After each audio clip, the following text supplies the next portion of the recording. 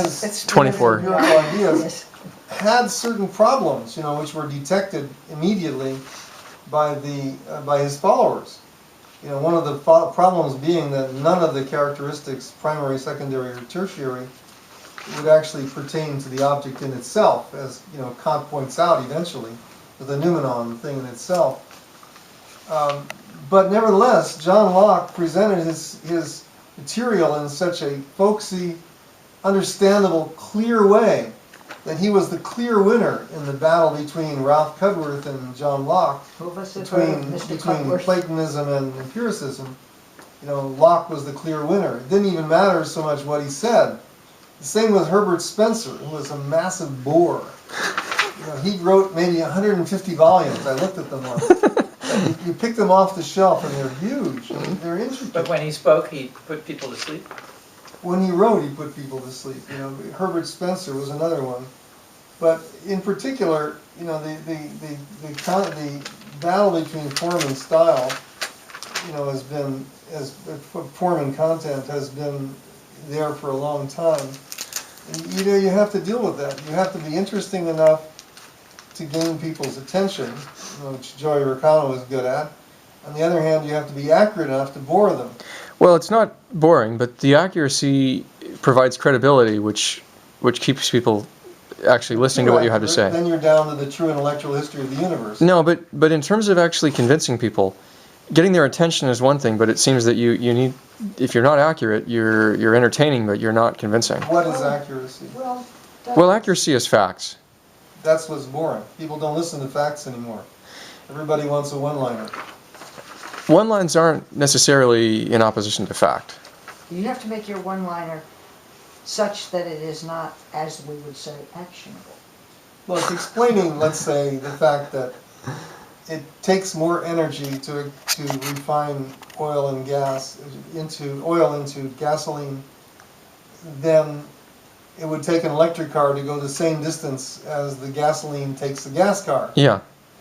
Explaining that takes an attention span of more than one sentence. More than one sentence. It's somewhat complicated. Well, the idea is complex, a lot of people you're going to lose. But if you can distill the point down to a one-line point, that's why we have, then it's easier to digest. It's easier for people to understand what you're talking about. So I think there's value in that. That's why we have zappers. That's what Joey's good at. But the fact that the world isn't composed of these simple axioms that are all distilled to one line, the world is a little more complicated than that, right? But there are some things that are simple, and it's powerful and convincing when you can provide that distillation, not only provide one that's interesting and engaging, but also one that happens to be true. So what's the point? The point is, well, it's true that it takes a tremendous amount of energy to convert. You have to attract people's attention, right, in a way that keeps their attention at least to a certain period of time, and you have to be accurate enough to withstand scrutiny. Yeah. But it's a difficult balance. Are you just talking to the people who are happy to hear someone disrespect General Motors and the various gas companies? Are those 700,000 people who are just happy to hear that, or do you think a lot of them are mad at me? A lot of them are mad at me. A lot of them agree with me, but a lot of them are mad at me. Well, I think there are people who view provocative content and make comments when they're provoked. Mm-hmm. And so if you say something which they find engaging, I'm not sure why they would go out seeking material that they adamantly disagree with and then write insightful. People like to stomp out anything that they don't agree with. Yeah. So they want to make bad comments on it. That makes sense. But clearly, those are a small minority, because if they weren't 700,000 comments on your blogs. A lot of people, who knows, they may just look at it and then turn away. So it may not be that.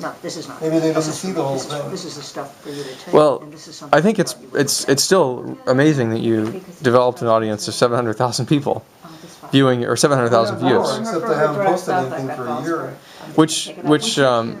Which blog is that, or which YouTube? On your YouTube? Okay. Wow. Box to a different part of the. You've got hundreds of videos posted, don't you? Part that's about 120. On the other side of the box. Okay. So even if they replace that's a big number going up to the meter and the meter itself. Cool.